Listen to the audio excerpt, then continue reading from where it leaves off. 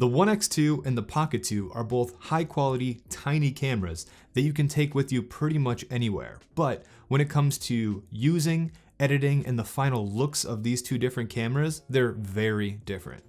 In this video, we're going to compare the Insta360 ONE X2 to the DJI Pocket 2 and figure out which of these cameras makes the most sense for you.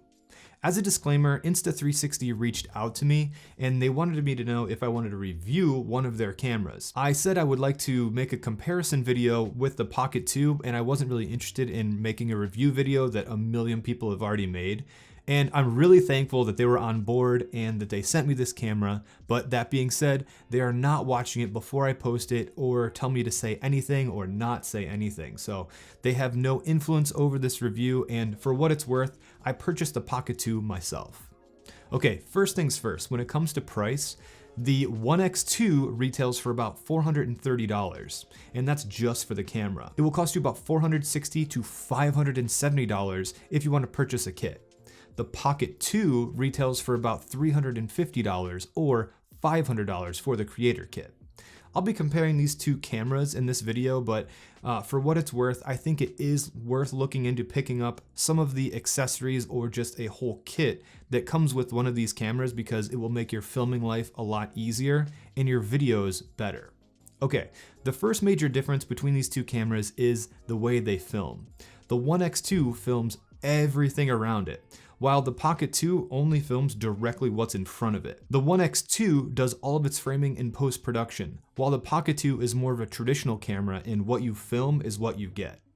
This may seem basic to mention, but if you've never used a 360 camera before, this is something to get used to. The Insta360 app has a lot of automated features for you, but just know if you're using a 360 camera, there is some level of editing you will have to do before sharing your videos. The Do-It-All handle allows you to control your Pocket 2 remotely, but that is an additional purchase.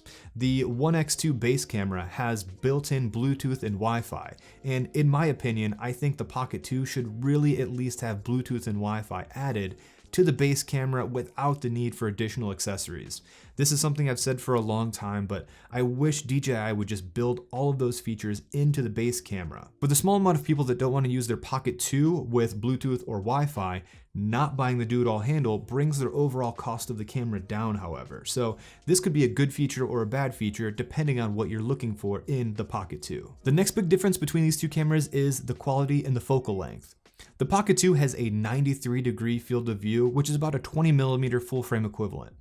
The ONE X2 has a 360-degree view, and each camera has about a 7.2mm full frame equivalent lens on it. 20mm versus 7mm is a huge difference when you put these cameras side by side.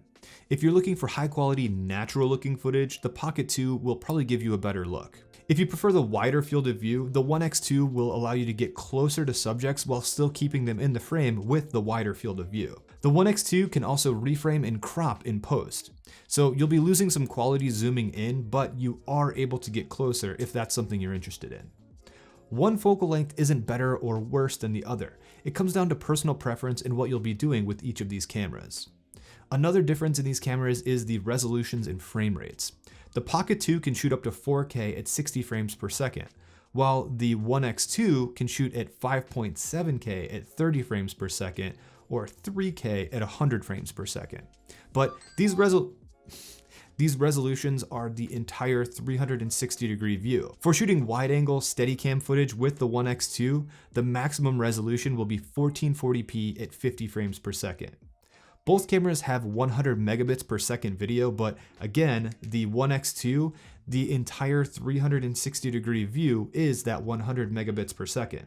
The Pocket 2 has a 93-degree field of view, so the video appears to be of higher quality just because there's a narrower field of view with the Pocket 2. The Pocket 2 is better from a pure quality standpoint, but the ability to reframe your shots after they're taken may be more important to you than image quality. Both cameras have log profiles, but they're 8-bit. 8-bit log won't allow you to color grade that much, but that being said, the Pocket 2 is much nicer to color grade because of that narrower field of view and the higher bit rate. If you're trying to grade both of these side by side, I would definitely say the Pocket 2 wins. But here's the thing. I don't think I would be shooting in log and trying to color grade and squeeze as much dynamic range as I possibly could out of a 360 camera. I use the camera to capture unique perspectives, and I wouldn't really try to squeeze all that dynamic range that log is trying to give me. So while the Pocket 2 is clearly the winner here, it also comes down to how you're going to use these cameras. When it comes to audio, I'll let you guys be the judge. This part of the video is recorded using the onboard microphones of both of these cameras. All the audio is unprocessed. I might have to apply some gain in post just to equalize it, but I'll keep that consistent and put it on screen so you guys can see it. I've recently taken a look at my analytics and only 4% of the viewers are subscribers.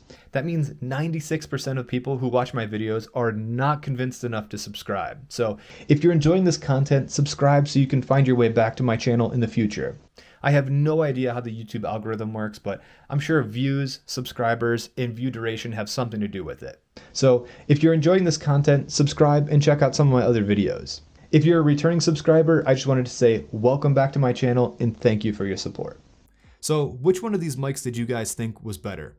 Let me know in the comments down below and I will be waiting for your mic reviews. Both of these cameras have apps, and we'll start with the Insta360 app. This is where you'll be doing most of your importing, editing, and exporting of your videos.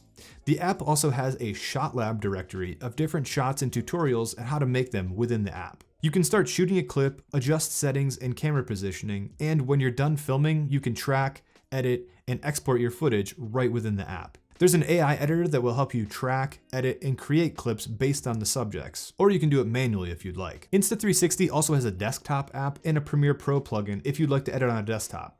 But the mobile app has been great for me so far with the automated tracking and editing, so I haven't really been using the desktop apps much. The DJI Mimo app allows you to change camera settings, record, move the gimbal around, import, edit, and export your footage. But the Pocket 2 isn't reliant on the Mimo app. The Mimo app is an enhancement to the camera that you can use or not use to shoot your photos and videos. The Insta360 app is much more feature-rich than the Mimo app, but that's because you use these cameras very differently and the editing techniques for 360 video is a little different. You'll need to use the app to edit 360 footage, so it makes sense that the app is so integrated with the ONE X2. You can also edit within the Mimo app, but you also have the ability to take your SD card out and just use any video editor you'd like without the need for any plugins to edit the footage. Great stabilization might be one of these things that the cameras have in common though. The flow state stabilization of the Insta360 app uses the gyro data of the camera to stabilize the footage to give you some insane results with the ONE X2. If you're using this camera in a shaky, high-speed action environment, the ONE X2 is going to do a great job stabilizing your footage. The Pocket 2 stabilization comes from the gimbal, so all the traditional gimbal techniques also apply to the Pocket 2. Like, you don't want to move the camera vertically too much or your footage will look like it's bouncing back and forth. The Insta360 can fix some of that, but if you're bobbing both of these cameras up and down or just moving them in weird ways relative to your subject, they will not smooth everything out. Both of these are not magic bullets to just stabilize all footage, but if you have very rough, fast motion, the Insta360 camera will do a much better job with that than the Pocket 2. The Pocket 2 is more of a panning and tilting and cinematic camera, where the ONE X2 is more of an action camera. When it comes to the durability and water resistance of these two cameras, the ONE X2 has the leg up over the Pocket 2. The Pocket 2 is pretty durable and I've used it in snow and accidentally dropped it a couple times.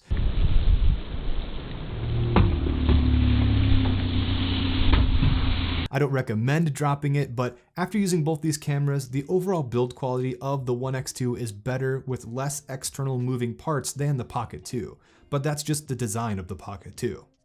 One thing I dislike about the ONE X2's case though is that there's no great way to put it down even when it's off. Both cameras protrude out of the side of the ONE X2, so if you put the camera down and it falls, it's going to land straight on the lens and possibly crack or scratch it.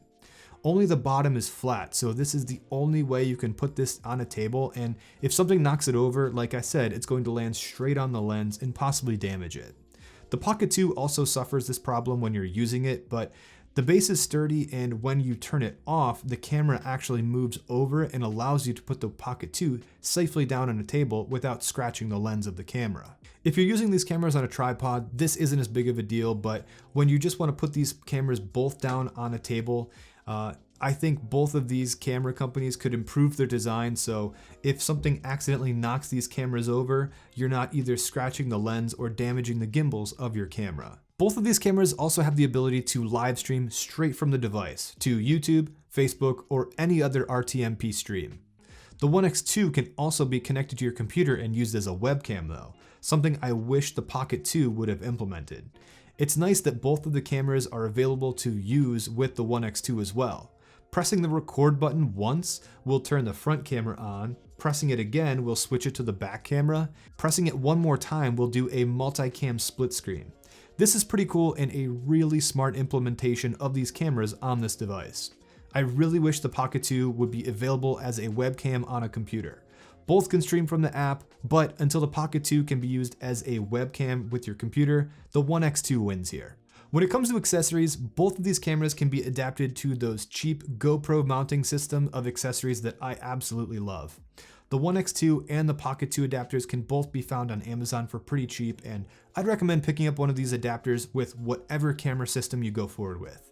There's a huge ecosystem of cheap mounts out there that will give you some great footage. One downside to the One X2 is the lack of ND filters though. Currently, there is no ND filter available for the One X2 that I could find. There are some filters for the Insta360 ONE R, but not for the One X2. The Pocket 2 has tons of filters available for it though. Check a link in the description to learn more about ND filters for the Pocket 2, but just know that ND filters for the One X2 are non-existent right now. So if you plan on shooting cinematic type video, the Pocket 2 is your better bet here. One more thing to be aware of with the One X2 camera is the transition between the lenses. The camera does a fantastic job at stitching faraway objects together between the front and back lenses when you're in the app panning around. The stitching of faraway objects is seamless, but if you're holding the One X2 while you're filming with it, there will be a line across your hand where the lenses just can't see where your hand is. This is getting pretty picky, and I understand that it's impossible to film something that's below it and it can't see, but if you're filming, I would invest in one of those invisible selfie sticks.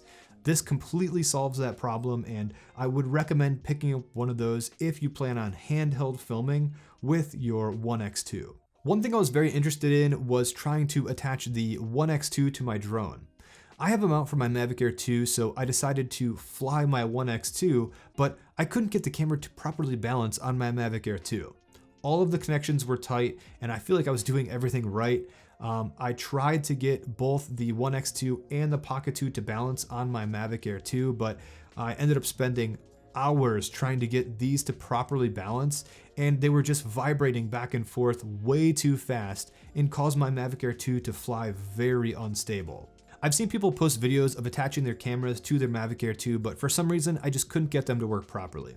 Probably my fault somehow, but if you've had any luck attaching these cameras to your drone, please let me know what mounts you're using in the comments down below. So when it comes down to it, which of these cameras is better for you? Well, the answer is, it depends what you're shooting. I know that's not a great answer, but the Pocket 2 feels more like a normal camera for traditional styles of filming, while the Insta360 ONE X2 is more of an action camera. And when you're doing really fast movements and you don't want to frame your shots, this is a great camera for you. They both have different looks to their footage as well. If you prefer the wider field of view and effects that the Insta360 app gives you, the One X2 is for you. If you prefer shooting less action style videos and trying to squeeze as much high quality content out of a camera as possible, then the Pocket 2 is something you should look at. While these cameras have a lot of things in common, they also are totally different, and in some situations they could be the perfect complements to each other.